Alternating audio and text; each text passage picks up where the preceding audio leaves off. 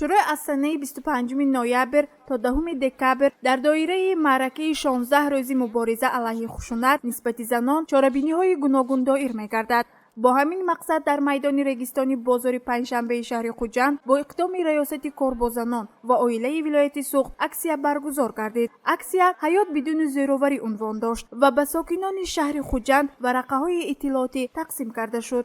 تعداد مراجعات البته پیش از همه این در سر وقت حل نمودن این مسئله ها، یعنی با شهروندان دادن مصلحت حقوقی رایگان، مصلحت رایگان روانی داده شده ایستاده است و البته ما کوشش به خرج می‌دهیم که هر یک شهروندی که امروز مراجعت میکنند در سمت باز هم مستحکم و سالم نمودن عائله و جامعه تمام چاره‌های مشخص اندیشه شده ایستاده است. خشونت خانوادگی سالهای آخر تشویش‌آور گردیده. زنان از جانب شوهر، خوش‌دامن و دیگر اعضای عائله زیرآوری می‌بینند. اساساً خشونت روحانی و جسمانی بسیارتر رخ می‌دهد.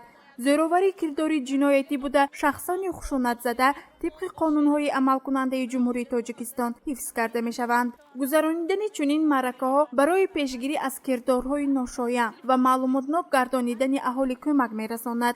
شخصانی روزگار دیده در آن عقیده اند که دختران پیش از خانه‌دارشوی باید عرف و عادت و معرفت عائله‌داری را آموزند، زیرا اکثریت حادثه‌های زیرآوری از سبب نافهمی بین اعضایان عائله سر می‌زند.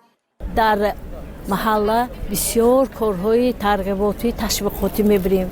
ما حرکت میکنیم که عائله ها جدا نشوند، اما حاضر در زمان حاضر ما چنانه که ما این رفته ایستادیم در بدر بسیار عائله ها جنجال بسیار نمیدانم برای چی. همه چیز مهیا در دوره ما هیچی نبود، ما زندگانی میکردیم، هم به قناعت میکردیم. حاضر قناعت نیست.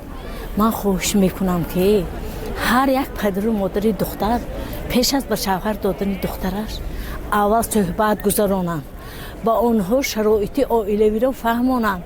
در جمهوری تاجیکستان قانون درباره پیشگیری زیرآوری در عائله دوام 9 سال این جانب عمل میکند که مناسبت‌های جمعیت را وابسته به پیشگیری زیرآوری در عائله تنظیم نموده. وظیفه‌های سوبیکتیوی پیشگیری کننده زیرآوری در عائله را دایر به آشکار، پیشگیری و برطرف سازی سبب و شرایط‌های به آن مساعدت کننده معین می‌نماید.